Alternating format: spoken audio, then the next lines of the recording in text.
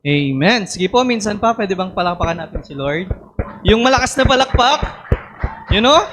Yung bless, yung pag pumalakpak kayo, yung bless na bless talaga kayo. Pwede ba yon? Amen. So ngayong umaga mga kapatid, ang ating pag-uusapan is salt and light of the earth. So pwede po bang anyayahan ko muna kayo ulit tumayo at tayo po basahin po natin ulit ang ating pag-aaralang talata ngayong umagang ito. Sa Matthew 5, verse 13 to 16, sabi po dito, verse 13, "You are the salt of the earth. But if the salt loses its saltiness, how can it be made salty again? It is no longer good for anything except to be thrown out and trampled underfoot." 14 kayo po.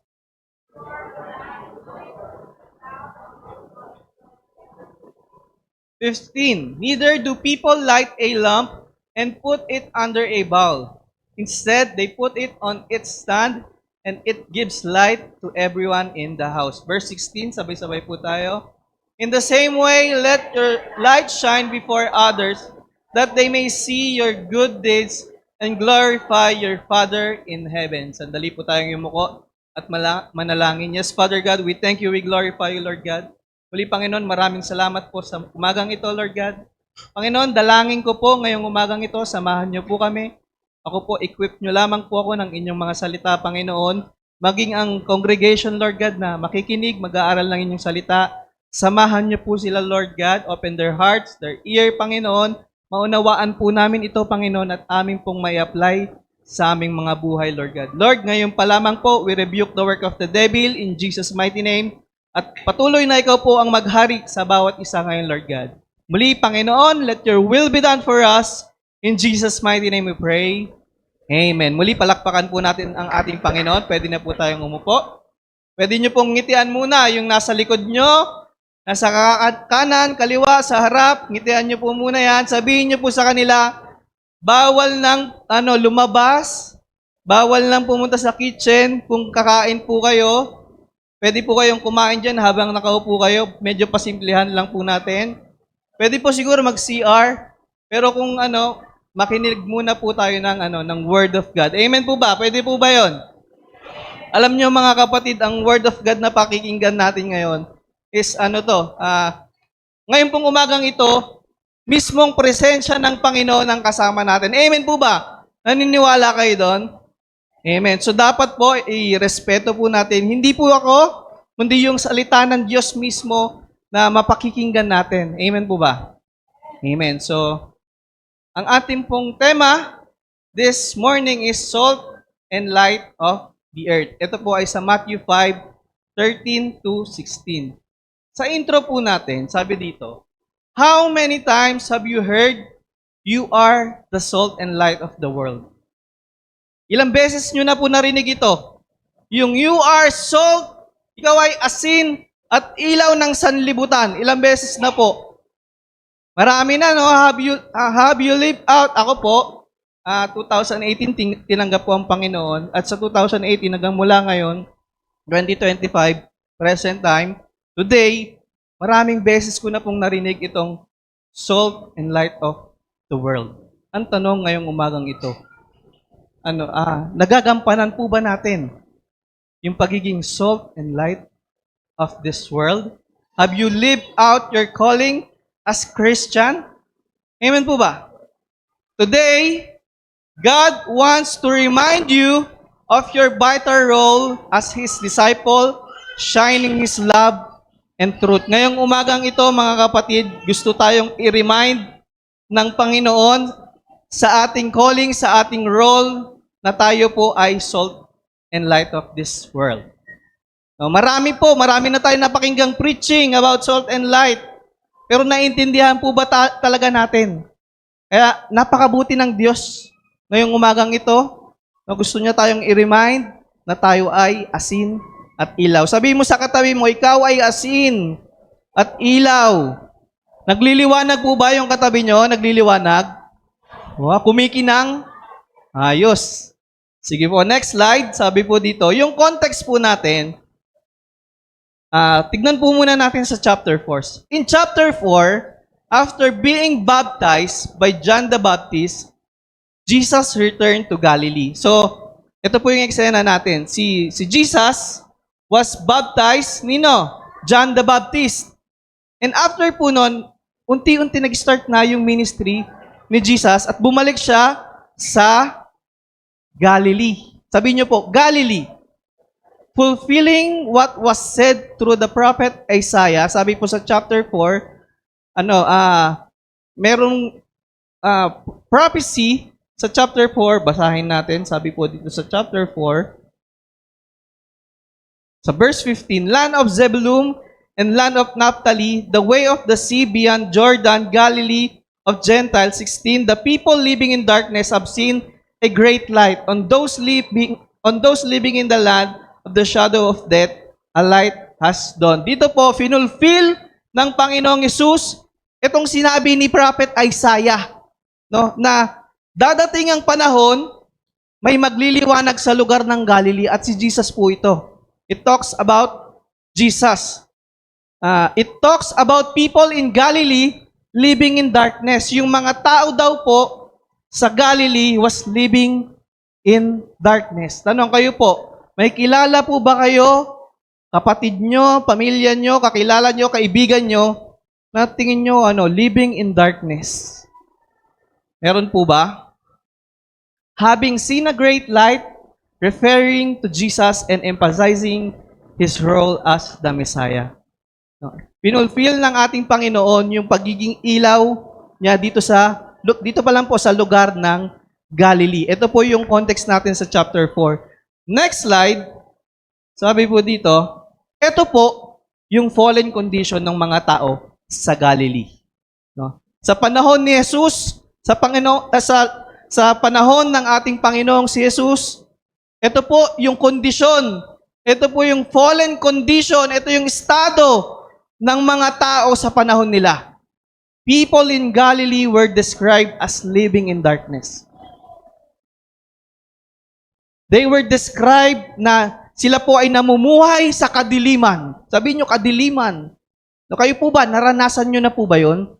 Yung nakatira kayo sa madilim? Hindi ito po, not in the sense that they were physically dwelling in dark place, but rather referring to their spiritual condition. Hindi po sinasabi dito ng author na yung mga tao sa Galilee ay nakatira sa mismong lugar na madilim. Hindi po. Ang sinasabi dito yung condition nila, yung kanilang spiritual condition. They are living in darkness. Kadiliman. Puro kadiliman. Sabi mo sa katabi mo, kadiliman. Yung katabi mo po ba, nagliliwanag po ba o medyo madilim? Naku, yari ka. Yari tayo niyan. Galilee's diverse population, comprising Jews, Gentile, and Samaritan, led various pagan practices, including, ito po, sa Galilee po kasi, ito yung context natin, yung lugar ng Galilee, malapit yan sa Jordan, at marami ang nakatira dyan, Jews, Gentile, Samaritan, at iba pa, mga Roman. So ang nangyari, iba-iba yung practices, iba-iba yung kanilang mga religion, no? Nagkahalo-halo. Kaya ito po yung kanilang estado ngayon. Next slide po natin. Unang-una sa lahat, idolatry. Many people in Galilee worship false god. Marami silang idols. Paramihan sila ng idols. No? Ganun po sa panahon nila. Ganun kasama. Ganun sila, kaya sila dinescribe as people living in darkness because of idolatry. Amen po ba? Kahit sa panahon natin, as Christian, minsan, nag-idolatry tayo. Cellphone, di ba? Naubos ang oras natin, idolatry. Number 2, worshiping Baal. Di ba?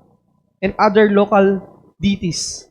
Kasi po, sa lugar nila, andun yung mga Roma, andun yung mga Greek, di ba? Maraming Diyos-Diyosan. Kaya yung mga Hudyo, they were compromised. Yung mga anak ng Diyos na dapat sumasamba lang sa ating Panginoon, They were worshiping Baal. At alam natin, itong si Baal na to, ano na to palapit na to kay Satan baka si Satan na nga to Number 3, syncretism, blending Jewish faith with pagan practices and belief. Ito po, yung mga Hudyo that time, sinusunod nila. They, ano pa rin, they obey yung commandment ng Lord, but they also practice other pagan belief. Halo, no? Kaya, di ba, sabi ng Panginoon, I am a jealous God. Gusto ko, ako lang ang Diyos nyo. Dito, sa panahon nila, no, yung, nagpo-practice sila nag-o-obey sila dun sa 5 books, sa mga law, pero they also practice pagan practices. Or, astrology and divination. No, marami sa kanila, kahit sa panahon natin ngayon, di ba? Naniniwala sila sa mga bituin, sa mga astrology, no, sa mga heavenly bodies, no, sa mga signs and wonder ng alapaap. Kahit ngayon sa panahon natin, marami ang naniniwala sa horoscope. Amen po ba? Sino dito sa Sagittarius? Sabi doon sa dyaryo, manlilibre daw kayo mamaya No? Tama po ba? Mukhang tama yata yun, no? Manlilibre daw po kayo mamaya, sabi po sa horoscope nyo. Patunayan nyo po yan mamaya. Number 5, sabi po dito, fertility cults. Practicing ritual. Ito po yung fertility cults, kasi sila po, itong lugar ng Galilee, mga sakahan yan Diba? At marami rin sa kanila, ay para gumanda yung ani, anong ginagawa nila? Nagsasacrifice sila. They offer dun sa mga Diyos-Diyosan. Amen? Ano pa? Fertility cults. Meron sa kanila, hindi manganak, hindi mabuntis. Anong ginagawa? They offer, they sacrifice, no, kung ano-ano sa kanilang Diyos-Diyosan. Worse, they sacrifice yung kanilang tao mismo, sinasacrifice nila. Minsan, they sacrifice yung kanilang mga anak para maging maganda yung kanilang ani. Diba? Grabe. People living in darkness. Grabing dilim. Amen po ba? 6, mixed marriages.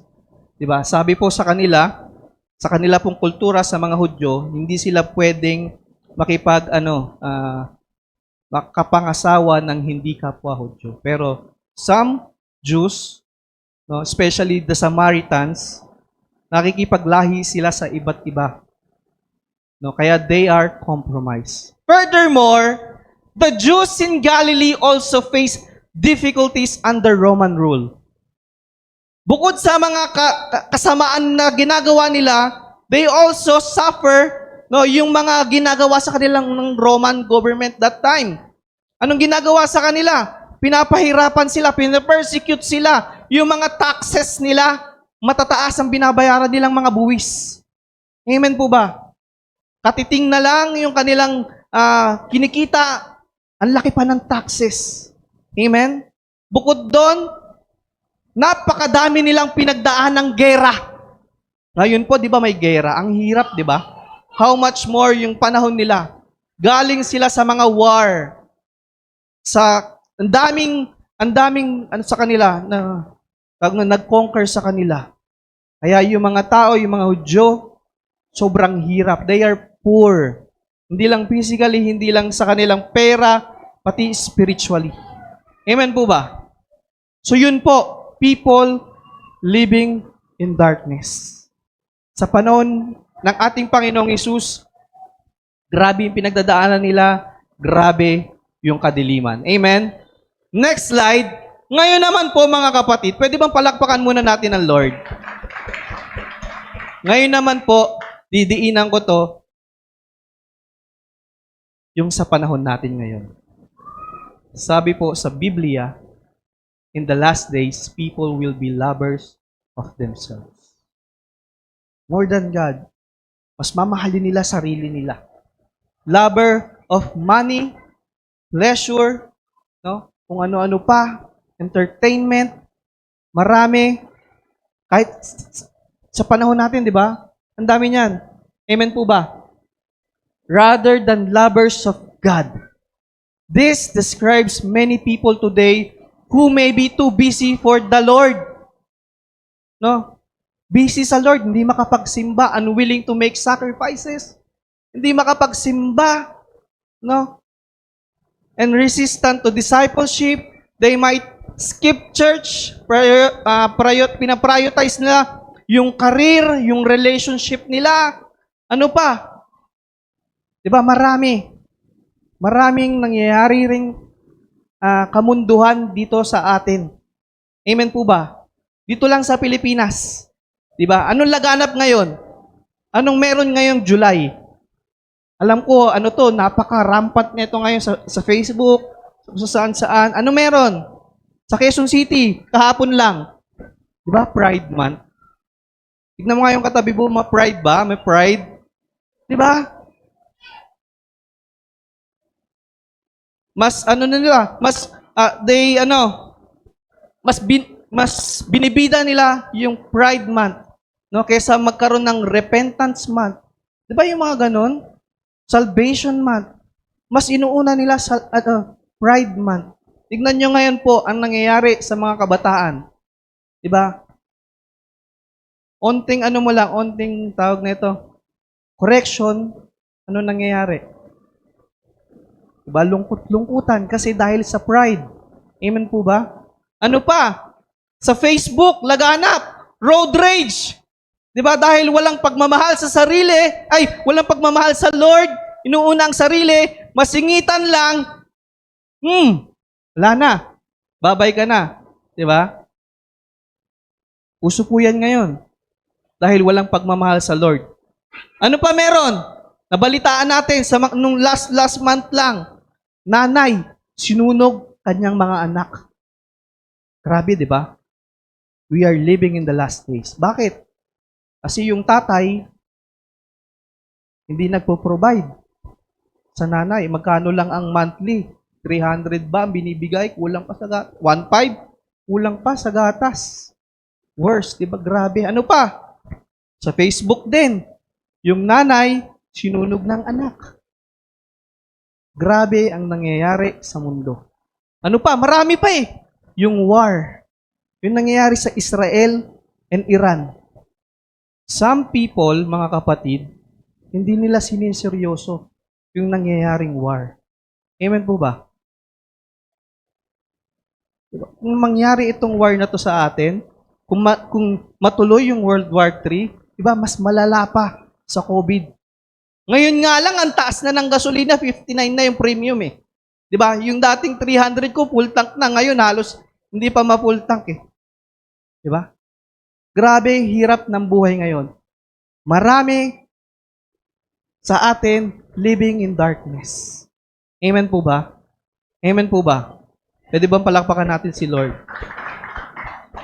Sadly, many people, including perhaps our loved ones, mga mahal natin sa buhay, are living in darkness without genuine love for Jesus. Yung pamilya natin, hindi nakakakilala sa ating Panginoong Yesus.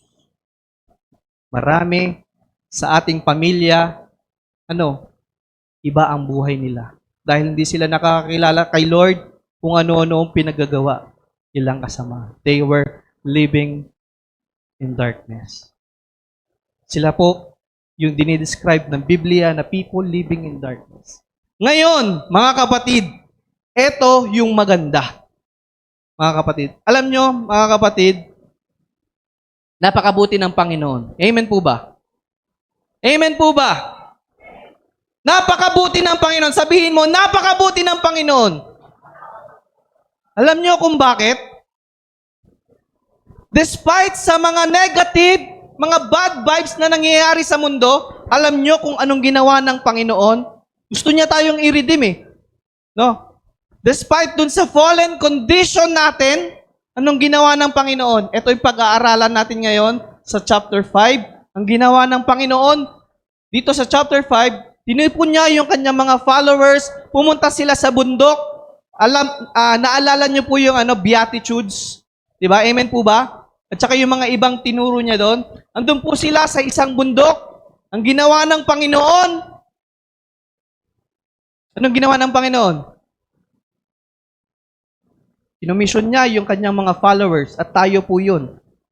Sabi niya, you are the salt and light of this world. Amen po ba? Grabe yung pagmamahal ng Panginoon eh. Grabe yung kasamaan sa mundo. Grabe yung darkness. Grabe yung kadiliman. Kung ano pa man, bad vibes. Pero ito yung solusyon na ginawa ng Panginoon. Ito yung redeeming plan ng Panginoon. Ikaw, yung katabi mo, yung nasa likod mo, maging ilaw at asin ng mundong ito. Amen? Palakpakan natin si Lord.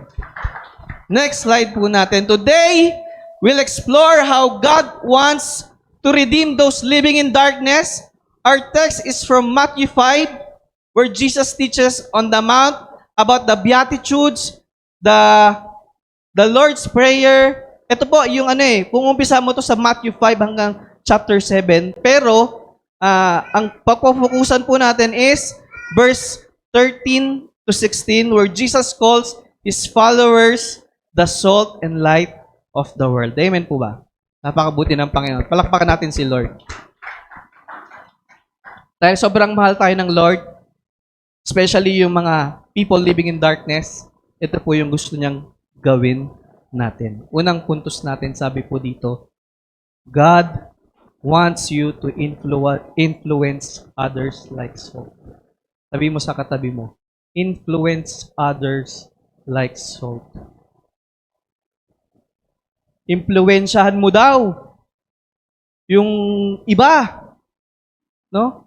Na para kang asin. Sabi mo sa katabi mo, para kang asin. Ang alat-alat mo, kapatid. 'Di ba? Tignan muna natin, ano ba yung characteristic, ano ba yung purpose of a salt? Verse 13, sabi po dito, you are salt. Next slide, you are the salt of the earth. Sabi ng Panginoon, sabi ni Jesus mismo, sa katabi mo at sa iyo. Nung tumanggap ka sa Panginoon, sabi niya, you are the salt of the earth. Letter A, in ancient time, sa panahon ng ating Panginoon, salt was a valuable commodity for preserving food. Ginagamit ito para saan? Preservatives. Kahit sa ngayon, di ba? Pag bumili ka ng isda, sino mahilig sa isda dito? Parehas tayo eh.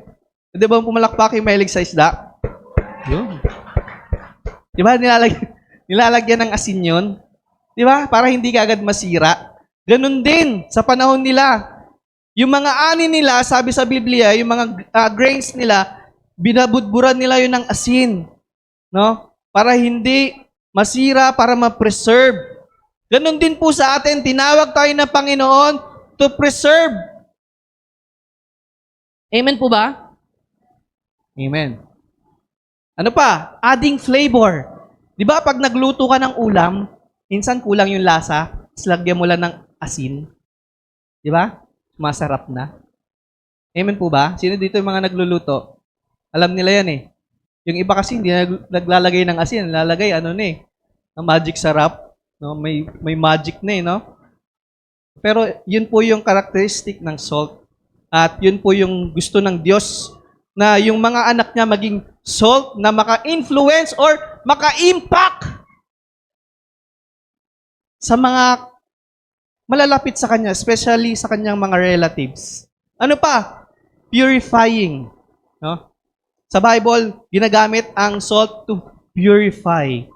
Next, Jesus used salt as metaphor for His disciples' role in the world. Itong salt na to, ginamit to ng Panginoon para bigyan example ang Kanyang mga anak na ikaw, ako, tayo, ay dapat maging asin ng earth. Refers to the world or society, emphasizing the disciples' influence beyond their immediate community. Ang tanong po mga kapatid, tayo po ba ay nagiging salt sa ating opisina, sa ating mga eskwelahan, sa ating mga nasasakupan, maging sa ating sariling pamilya, tayo po ba ay asin? Tinanong ko yung asawa ko eh. Sabi niya, ayoko nang sabihin. Ay, siya yung nagtanong eh. Tinanong ako ng asawa ko, ikaw ba? Tanong ko sa'yo. No? Nagiging salt ka ba sa pamilya mo? Medyo nanahimik ako eh. No, ngayon, tatanungin ko rin po kayo, nagiging salt po ba kayo sa inyong pamilya? Especially sa pamilya nyo mismo? Sa anak nyo? Sa asawa nyo? Sa mga bata, mga kabataan, kayo po ba ay nagiging salt sa inyong mga magulang na hindi Kristiyano, na hindi pa nakakakilala sa ating Panginoong Yesus? Nagiging salt po ba kayo? Amen po ba? Yun po ang nais ng ating Panginoon. As salt, maka-impact tayo sa buhay nila. Amen po ba? Makahawa tayo yung kaalatan. Kaalatan talaga, no? Yung flavor. No, ma-share natin sa mundong ito na full of darkness. Amen po ba? Yun po yung nais ng Panginoon. You are to be salt of the earth. Sabi mo sa katabi mo, maging asin ka. No? Yung asin na yan, hindi lang para sa aswang yan. No, dapat pati sa mga kaibigan mo, sa asawa mo, no? Sa kapitbahay mo, hagisan mo ng asin. Hindi, joke lang. Maging asin ka sa kanya. Hindi mo hagisan ng asin. Di ba, uso yun ngayon? Di ba, hinagisan ng asin, tapos, uy, nasan ako? Ba't kinakasal na ako? Di ba? Hindi po ganon. Maging asin ka, magkaroon ka ng impact sa buhay ng kapatid mo na nadidiliman. Amen? Yun po yung nais ng Lord. Palakpakan natin si Lord. Letter B, sabi po dito, ay hindi, next slide lang. But if the salt loses its saltiness, grabe no? Yung asin. Sabi ni Jesus, nagtanong si Jesus. But if the salt loses its saltiness, how can it be made salty again? Paano ito magiging maalat muli? It is no longer good for anything. Ano na to? Wala na to. Di ba pag yung asin, wala nang hindi na maalat, di ba tinatapon na lang natin? Except to be thrown out and trampled underfoot. Eh sabi, kanina, tayo yung salt, di ba, of this earth. Paano? Pag yung saltiness mo as Christian nawala. Next slide. Sabi po dito sa letter B, alam nyo mga kapatid, ang characteristic ng isang salt, salt doesn't lose its saltiness. Ang asin, kahit ilang taon na yan, asin pa rin yan, maalat pa rin yan. Hindi po nawawala yung kanyang saltiness. Amen po ba? Try nyo, magtago kayo asin, for 10 years, tikman nyo. Andun pa rin yung alat nun. Amen? In ancient salt production, salt was often harvested from the Dead Sea or mined, and contamination or impurities could render it ineffective. Ito po yun, mga kapatid. Yes, ang salt, hindi nawawala ang kanyang pagiging saltiness. Hindi siya magiging matamis. Hindi siya magiging maanghang, mga kapatid. Mananatili yang maalat. Sabi mo sa katabi mo, maalat. No? Ngunit, mga kapatid, eto, sa panahon nila, yung salt, kinukuha yan saan? Sa Dead Sea. Ba maalat yun? Minamine doon. Ang problema, pag yung salt na yon mga kapatid, ay nalagyan ng tubig or hindi natakpan ng maayos, yung kanyang saltiness nawawala. Yung kanyang pagiging maalat nawawala. Sabi mo sa katabi mo, nawawala pala yun. No, 'di ba? Iano mo sa tubig, mawawala yung alat nun unti-unti. Diba? Similarly, Christians like salt can lose their purpose. 'Di ba? Ang purpose ng salt, maka-impact, maka-influence. Ganon din po ang mga Kristiyano. Pag tayo compromise ng mundo, sabi mo sa katabi mo, mundo, puro Facebook, na-compromise, hindi ka nagpe-pray. Puro ka live selling. Puro ka Shopee. Di ba? Lagi mo inaaway, asawa mong lalaki. Di ba? Nawala yung purpose mo. Amen po ba? Amen? Pwede palakpakan natin si Lord. Di ba? Puro makamundo na lang. Nahawaan ka na ng mundo. Nawala na yung pagiging salt mo of this earth. Nawala yung purpose mo as Christian. Pwede pong mangyari yun, mga kapatid. Sino po dito gustong mawala yung kanyang saltiness? Mga kapatid, ipag-pray natin yun, Lord, wag mo niyo pong hayaan yung pagiging salt ko ng mundong ito ay mawala. No? Kasi yun po yung reality. No? Christian can lose their purpose. Paano? Pag puro mundo ang nangunguna sa buhay mo. Amen po ba? Matutulog na lang, Facebook, notification, thoughts, stories. Magpipray na lang eh. Di ba? Minsan na lang kausapin, Lord. Si Lord, gabi na nga lang. Inuuna pa rin yung Facebook. Di ba? Inuuna pa rin tignan, uy, malapit nang dumating yung yung parcel ko. Di ba? Yung prayer, yung devotion, nawala. Diba? Yung pinopost sa Facebook, kung ano-ano, hindi word of God. Nawala yung purpose.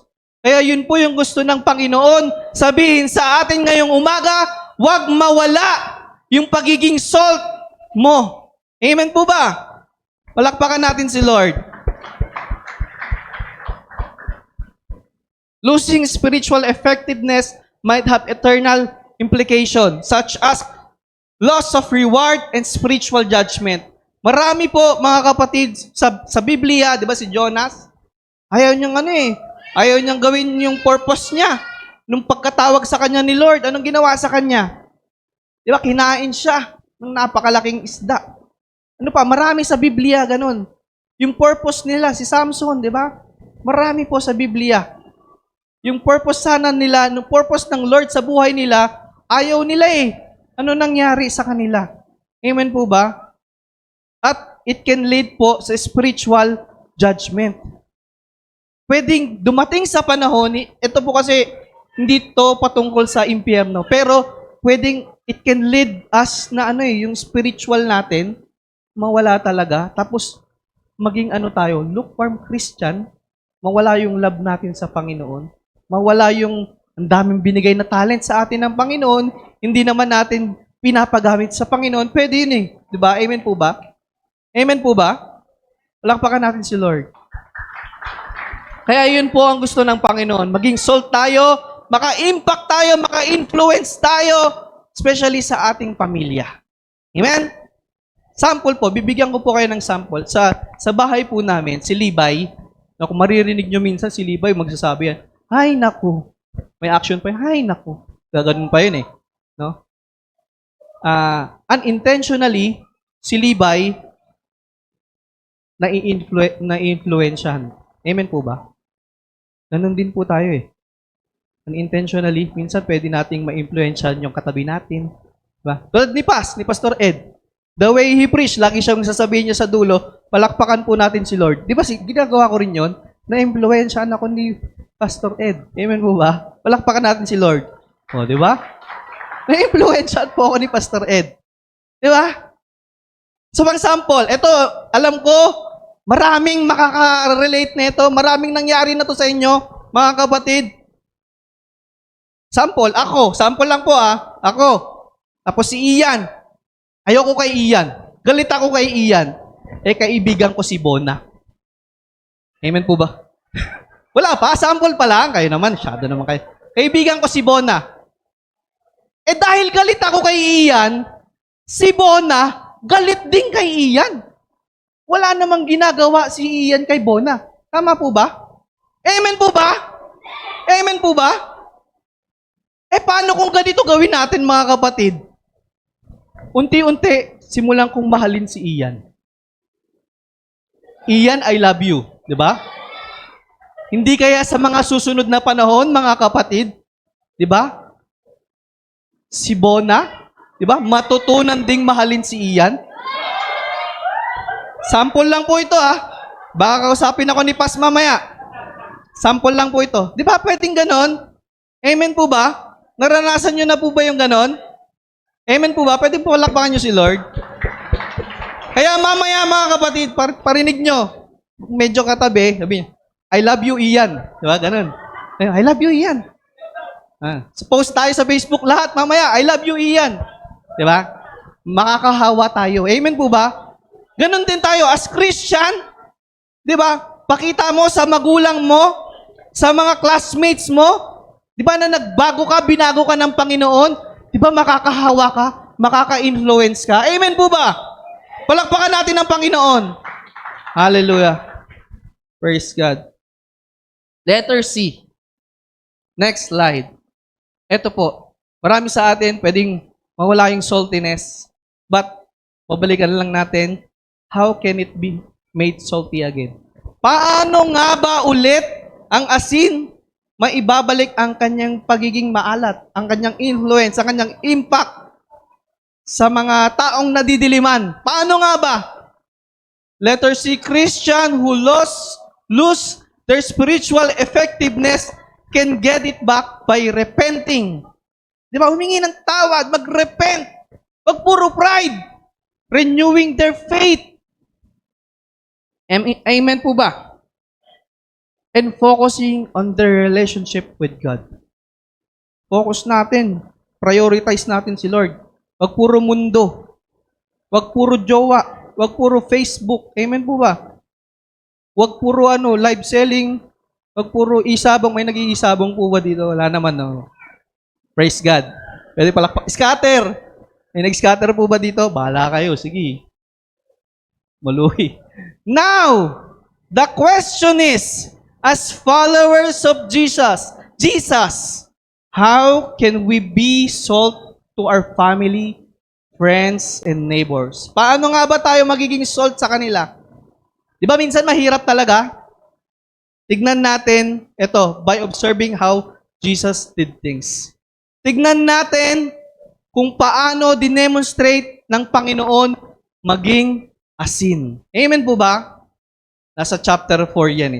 Basahin ko lang Chapter 4, sabi dito, sa chapter 4, verse 23, Jesus went through Galilee teaching Galilee proclaiming good news. Nagpo-proclaim siya ng good news. Healing every disease, every sickness among the people, no? Teaching, preaching, healing. Yun po yung pwede nating gayahin sa ating Panginoon. Tumingin tayo sa ating Panginoon. How He demonstrate to us kung paano ba maging asin ng mundong ito. Nung magbasa tayo ng Biblia, ano pang ginawa ng Panginoon? Nagpakita siya ng compassion sa mga ligaw. Amen po ba? Hinanap niya yung mga naliligaw. Kinausap niya yung mga makakasalanan. Ganun po, mga kapatid, yung nais ng Diyos na gawin natin bilang salt. Kaya po ba? Kaya po ba? Amen. Palakpakan natin ang Lord. Napakabuti ng Panginoon. So yun po yung unang puntos natin, mga kapatid. God wants you to influence others like salt. Kaya ba natin? Kayang-kaya. No, mamaya umpisahan natin, no? Paramdam natin sa ating mga pamilya, sa ating mga classmates kung gaano natin sila kamahal. Yes, nakakainis sila minsan, sarap konyatan, pero pakita natin, no, yung pagiging salt of this world. Amen? Kaya ba? Ipalakpakan natin si Lord. Amen. Hallelujah, Lord God. Praise God. Second point po natin, God calls you to shine light for others who are in darkness. Second point natin, ang gustong sabihin, ang gustong ipagawa sa atin ng Panginoon, ngayong umagang ito, magliwanag ka, magningning ka sa mga nadidiliman. Amen po ba? Amen. Hindi lang tuwing gabi maging umaga, magningning ka. Amen. Sabi po dito, next slide, you are the light of the world. Sabi ng Panginoon, si Jesus mismo ang nagsabi sa iyo, sa akin, sa mga kanyang followers sa panahon ng ating Panginoon, you are the light of the world. Sabi mo sa katabi mo, you are the light of the world. Amen. A town built on a hill cannot be hidden. Letter A, sabi po dito mga kapatid, Jesus addresses His disciples emphasizing their new identity and role as the light of the world. Kasi itong mga kausap ni Jesus, yung mga people of Galilee na followers niya, medyo bago-bago pa lang sila, kaka-start lang din ng ministry ni Jesus, at tumanggap na sila sa Panginoon. Ngayon, ang sinasabi ng Panginoon sa kanila, ikaw, dahil tumanggap ka sa akin, dahil follower na kita, dahil ako na yung Diyos mo, ang new identity mo, ang bagong trabaho mo, ay maging liwanag ng mundong ito. Amen? Bakit? Bakit nga ba? Bakit nga ba? Diba dun sa context natin, dun sa fallen condition natin, grabe yung ano nila, yung pinagdadaanan, grabe yung kasamaan. Kaya eto ngayon, eto yung solusyon na sinasabi ng Panginoon. Ito yung redemptive plan ng Panginoon para muling kuhain, muling mapanumbalik yung mga taong nasa dilim. Ang sabi ng Panginoon, maging liwanag ka sa kanila. Amen po ba? Kaya ba? Kaya ba natin magliwanag? Ang ginawa natin, tinutukan lang natin ng flashlight. Hindi po ganon, mga kapatid. Sinasabi dito ng Lord, symbolizing hope, guidance, and revelation. No, ang gusto ng Panginoon, magliwanag tayo, magkaroon sila ng hope. Alam niyo po ba, napakadami sa mundo natin ngayon, today, hopeless, disappointed, stress, punong-puno ng anxiety, suicidal. Amen po ba? Diba? Napakarami. Sa Facebook pa lang. Alam ko, may mga kilala kayo. Ang hirap ng buhay nila. Diba? People living in darkness talaga. Nasa dilim sila ngayon. Spiritually. Maging physically. Yung condition ng buhay nila, hirap na hirap. Amen po ba? Ang gusto ng Panginoon, maging instrumento ng hope sa kanila. Paano yon? Paano gagawin?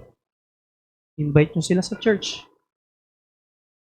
Ipakilala natin si Jesus sa kanila. Amen po ba? Dahil si Jesus po ang totoong makakapag-transform sa kanila. Makakapag-provide, di ba? Makakapagbabago ng perspective nila sa mga paghihirap na pinagdadaanan nila. Yes!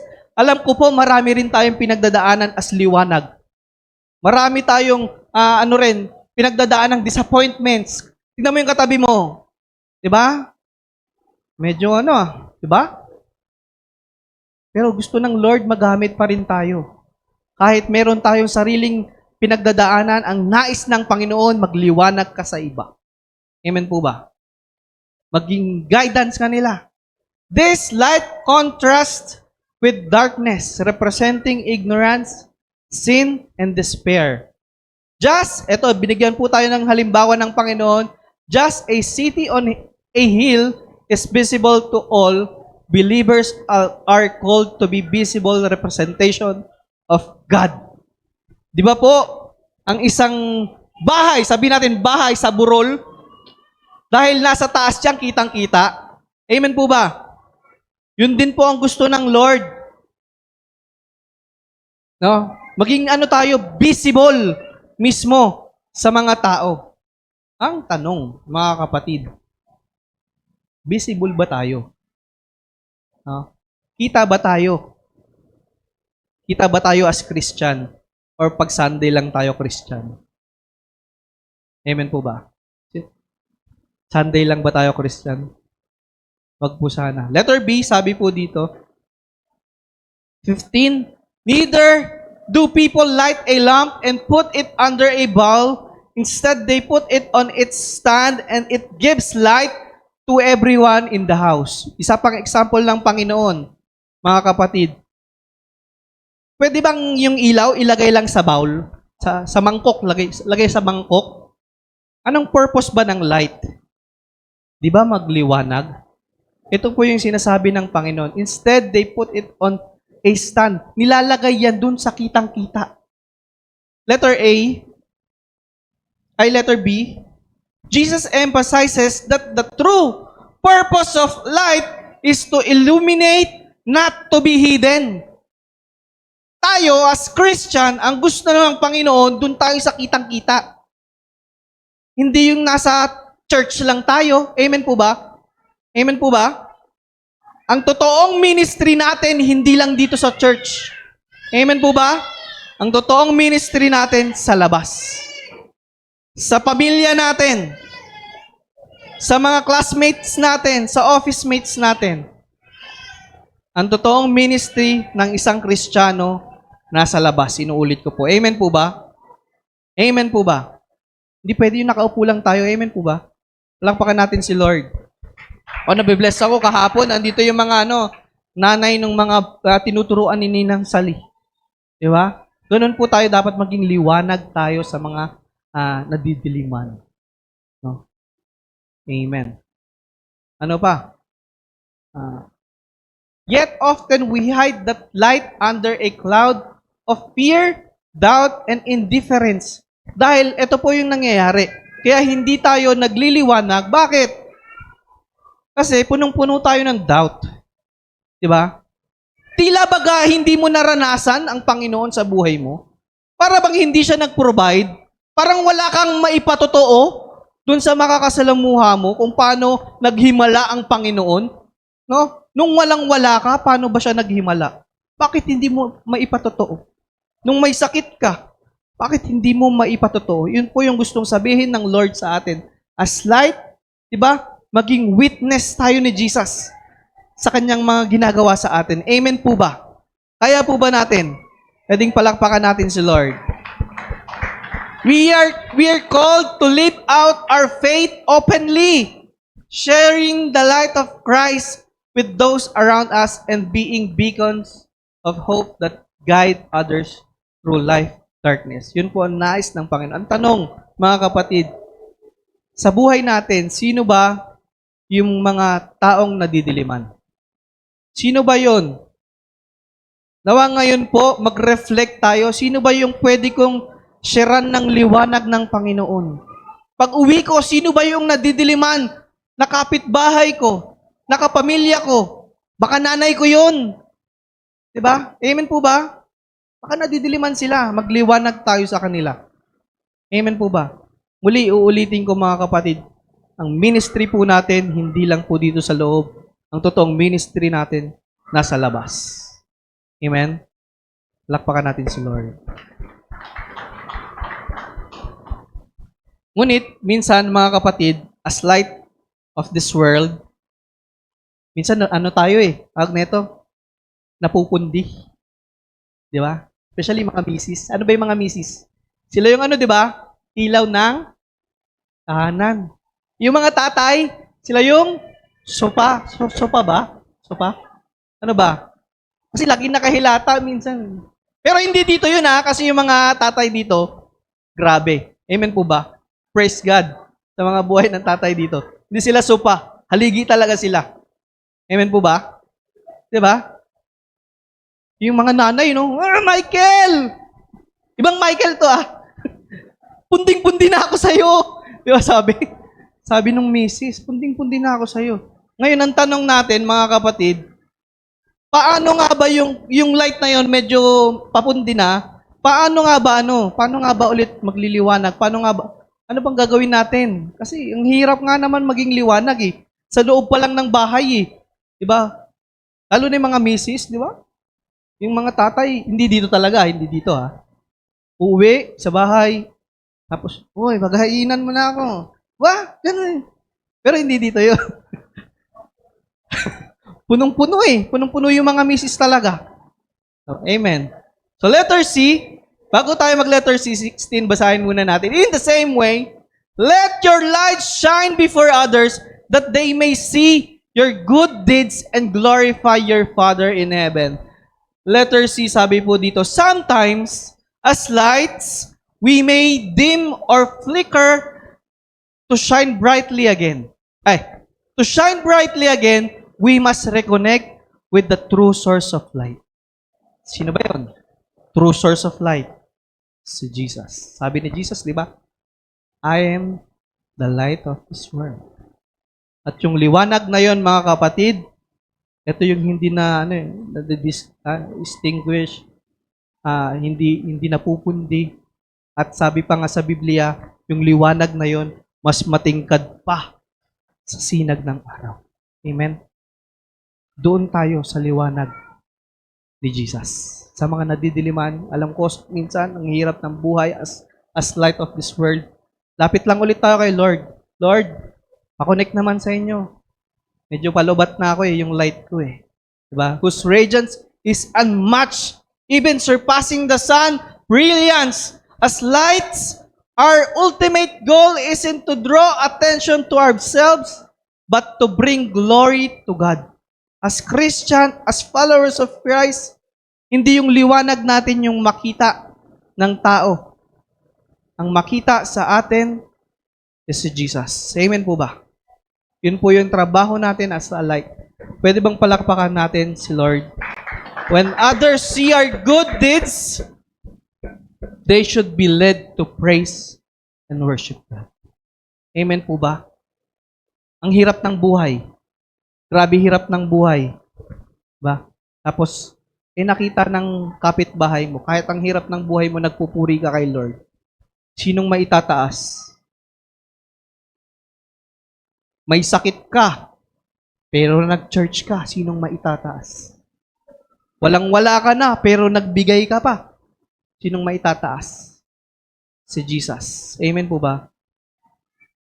So tayo, as Christian, yung light natin, it is to glorify God. Amen po ba? Pwedeng palakpakan natin si Lord ngayong umagang ito.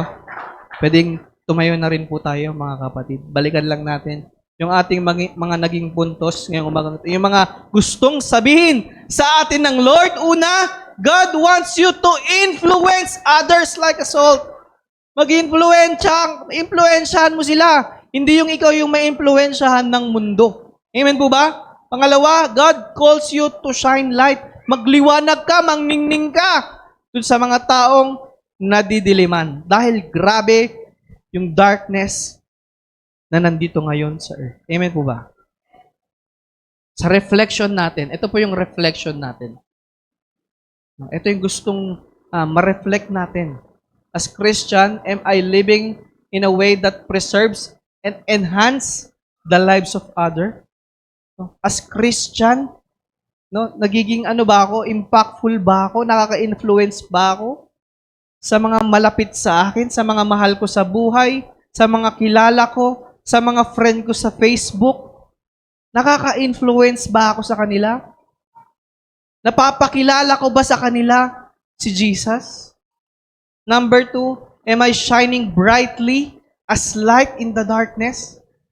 Nagliliwanag ba ako doon sa mga taong nadidiliman? Number 3, how can I better reflect God's love and truth to those around? Paano nga ba ma-reflect yung pagmamahal, yung mercy ng Panginoon, na ipapakita ko rin ba yun sa iba? Paano ko ba mapapakita yung sa iba? Yun yung i-reflect natin. Yun yung ipag-pray natin na magamit tayo as salt and light of this world. Amen. Napakabuti mo, Panginoon. Hallelujah, Lord God. Sige po, minsan pa, bago tayo mag-pray, pwede bang awitan natin ang Panginoon? At habang kumakanta ang praise team natin, pwede natin kausapin ang ating Lord Kasama natin siya. Amen po ba? Nasa kalagitnaan natin siya ngayon. Ang presensya niya, kasama natin ngayong umagang ito. Naniniwala kayo doon? Pwede bang pumalakpak? Yung naniniwala. Ngayon po, ang gusto ng Panginoon, kausapin mo siya. Lord, gamitin mo ako as salt and light of this world. Ipaalala mo sa akin kung paano nga ba maging asin at ilaw.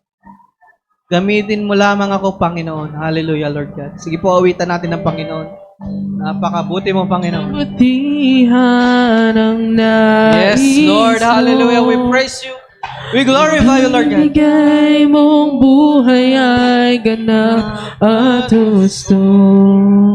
Sa landas Yes, ng pagbabago, katuwiran mo ang lalakaran ko.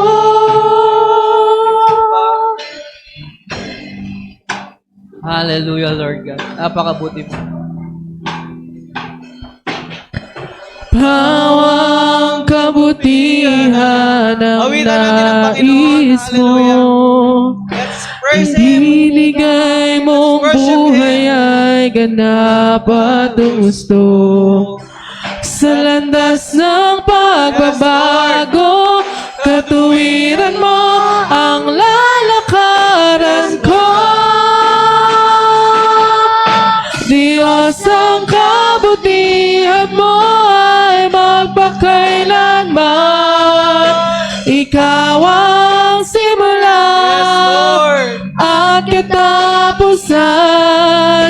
Hindi ka na mamaliw, katapatan mo'y walang hanggan. Ang kabutihan mo'y magpakailanman. Diyos, ang kabutihan Yes, Lord. mo We praise you. ay magpakailanman. We glorify you, Lord God. Napakabuti mo, Ikaw Panginoon. ang simula Yes, Lord. at katapusan.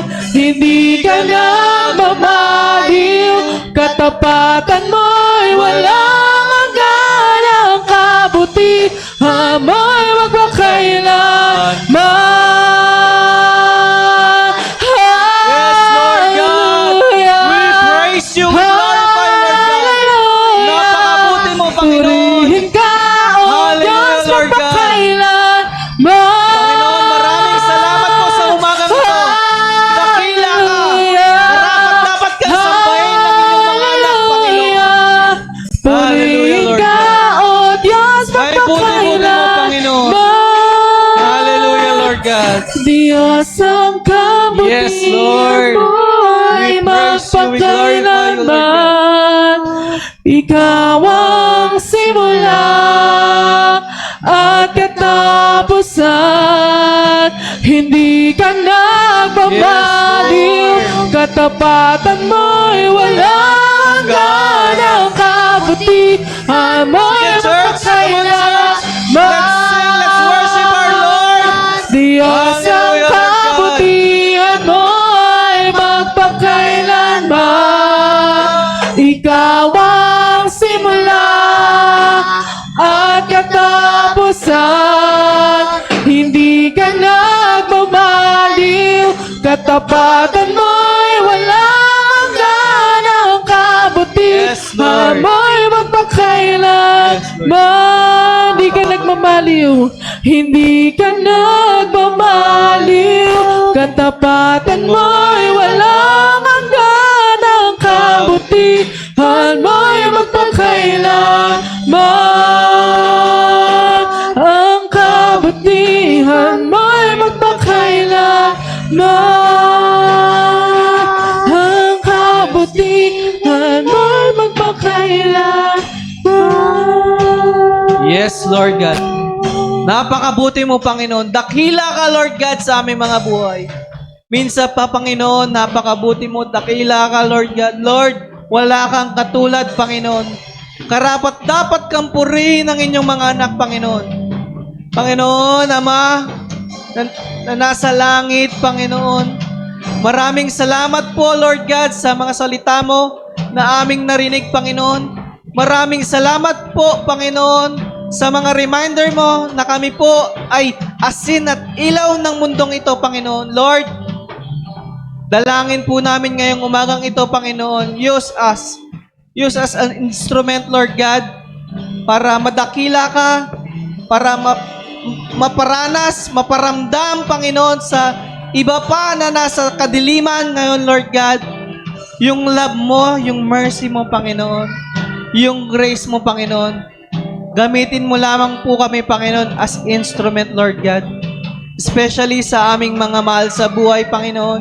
Sa aming mga kakilala, Lord God, gamitin nyo lamang po kami, Panginoon.